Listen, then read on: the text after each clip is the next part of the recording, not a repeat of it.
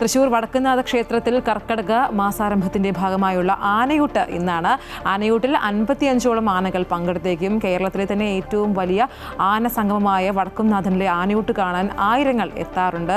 ഹരീഷ് ചേരുകയാണ് ഈ ഒരു വിശേഷങ്ങളൊക്കെ പങ്കുവയ്ക്കാനായിട്ട്. ഹരീഷ്, ഈ രാമായണ മാസം ആയതുകൊണ്ട് തന്നെ നല്ല ഭക്തജന തിരക്കായിരിക്കും അല്ലേ?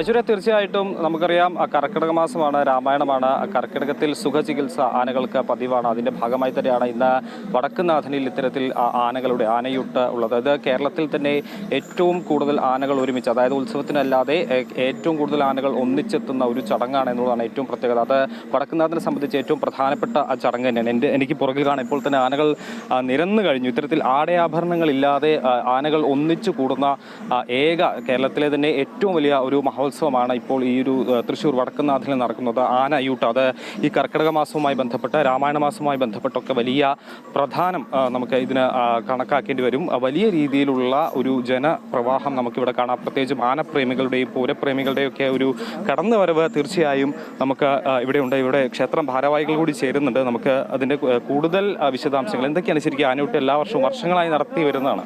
അപ്പോൾ കർക്കിടക മാസത്തിൻ്റെ ഭാഗമായിട്ട് കർക്കിടക 1-നാണ് നടത്തുന്നത്. എന്തൊക്കെയാണ് അതിനെക്കുറിച്ച് പറയാനുള്ളത്? നമ്മളിത് 45ാമത്തെ വർഷമാണ് വടക്കുംനാഥ ക്ഷേത്രത്തിൽ ആനയൂട്ട് നടക്കുന്നത്. അപ്പോൾ ആനകൾക്ക് വിഭവസമൃദ്ധമായ സദ്യയാണ് നമ്മൾ ഒരുക്കിയിട്ടുള്ളത്. ഒരു 50 കിലോ അരിയുടെ ചോറ്, നെയ്യ്, തേൻ, ശർക്കര, ഗണപതി ഹോമക്കൂട്ട് കൂടി ഒരു 500 കിലോ അരിയുടെ ചോറ് ഓരോ ആനയ്ക്കും 10 ഉരുള വെച്ച് കൊടുക്കും.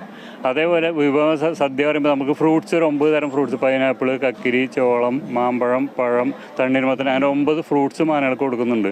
ക്ഷേത്ര മേശാന്തി പയ്യപ്പള്ളി മാധവൻ നമ്പൂതിരി ആദ്യ ഉരുള തിരുവമ്പാടി ലക്ഷ്മിക്കുട്ടി എന്ന ആനയ്ക്ക് കൊടുത്തു തുടങ്ങി ആനയൂട്ട് ഉദ്ഘാടനം ചെയ്യും. കേരളത്തിൻ്റെ വടക്കോട്ട് തെക്കുവരെയുള്ള എല്ലാ വലിയ ആനകളും ഈ ആനയൂട്ടിൽ പങ്കെടുക്കുന്നുണ്ട്. അതും കേരളത്തിലെ ഏറ്റവും ആദ്യം ആനയൂട്ട് തുടങ്ങിയത് വടക്കുംനാഥ ക്ഷേത്രത്തിലാണ്. ഇത് 45ാമത്തെ വർഷമാണ് മുടക്കമില്ലാണ്ട് ആനയൂട്ട് നടക്കുന്നത്.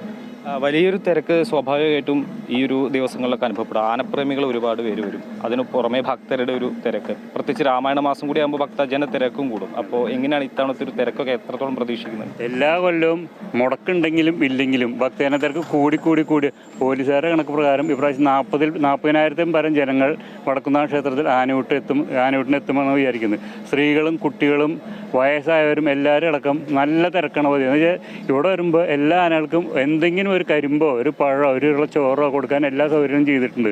അപ്പോൾ ഈ 50 ആനകൾക്ക് നമ്മൾ എല്ലാ സ്ഥലത്തെ എല്ലാ ഫ്രൂട്ട്സും കൊണ്ടുകൊടുത്ത് ഭക്തജനങ്ങൾക്ക് ആനകൾക്ക് ഈ ഭക്ഷണം കൊടുക്കാനുള്ള എല്ലാ സൗകര്യവും ഒരുക്കിയിട്ടുണ്ട്.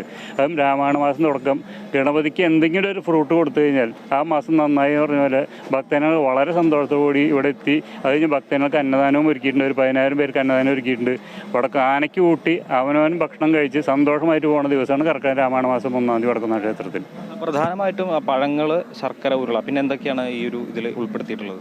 അതിന് പ്രധാനമായിട്ട് ഇത് ആനകൾക്ക് 10 ഉരുള ചോറ്, അതിൻ്റെ കൂടെ നമ്മളെന്താ 10 ഉരുള ചോറിൻ്റെ കൂടെ നമ്മളെന്താ വെച്ചാൽ ഈ കുറച്ച് തേൻ, കുറച്ച് നെയ്യ്, മഞ്ഞപ്പൊടി, കുറച്ച് ഗണപതി കൂട്ടായിട്ട് 10 ഉരുളയാണ് ഒരു ആനയ്ക്ക് കൊടുക്കുക.